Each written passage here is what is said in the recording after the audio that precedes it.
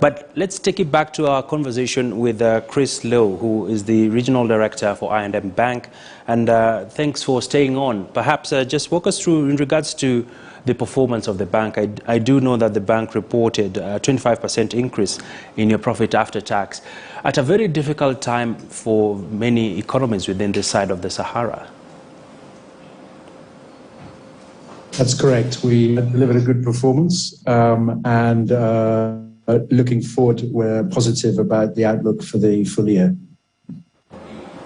And looking at the big picture, of course, there's a number of key initiatives that you're pushing around the bank and your approach to medium-sized and enterprises, that is the MSMEs. Just walk us through what are the low-hanging fruits, especially now that you're seeing some economic rebounding happening in many of the East African economies.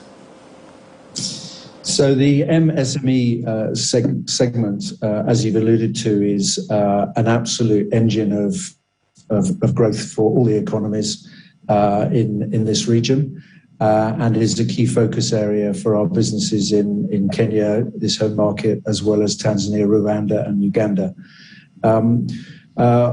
I think the pandemic, one of the positive sides of it is the drive to use of digital products and services as well as digital access. So we've got on ensuring that not only can our MSME customers access us easily without having to have face-to-face contact, but we have a number of initiatives on the go that are starting to really provide those businesses with needs, one of which an inter-country solution. That means that if there are an SME purchasing goods in, let's say, Uganda from a Kenyan supplier, they can go into our branches and instantaneously settle the amounts due to that supplier, so the supply chain access to their goods. So that's just a simple example, but we've got many others on the horizon that we're rolling out. And just in wrapping up, you did made an acquisition in Uganda for Orient Bank. Just walk us through what is the significance of this for the bottom line of the company, as well as if you can tie this up with your subsidiary in Mauritius. Sure. So Uganda was a key missing country in our East African footprint. Indeed, we have aspirations to be Eastern Africa's leading financial partner for growth, which is where Mauritius comes in.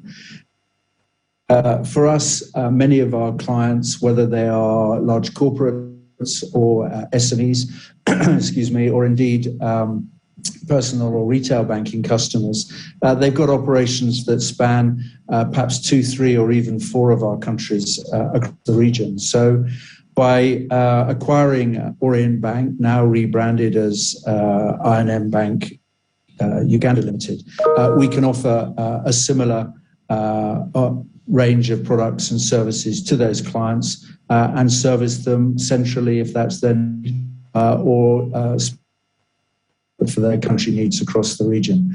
Mauritius comes in by virtue of the fact that a number of our clients need dollar funding, and the Mauritian market has better access to dollar funds, which means that we can on-lend those within the region at a lower cost than maybe some of the other banks can. And secondly, a number of our clients have got international investment appetite, and Bank One, through its private banking and management services. So that sort of gives us a distinct differentiator from many of the regional players in East Africa. All right, quite interesting times indeed for the banking sector. We've been speaking there to Chris Lowe, the Regional Director for I&M Bank. And just to remind you, we are with the Director General for Vision 2030, Kenneth Muige. Are we on course as a country in regards to Vision 2030? We'll be taking stock of that. He'll be joining me shortly here in studio as we unpack where we are in our scorecard as a country. All this after this quick break. you.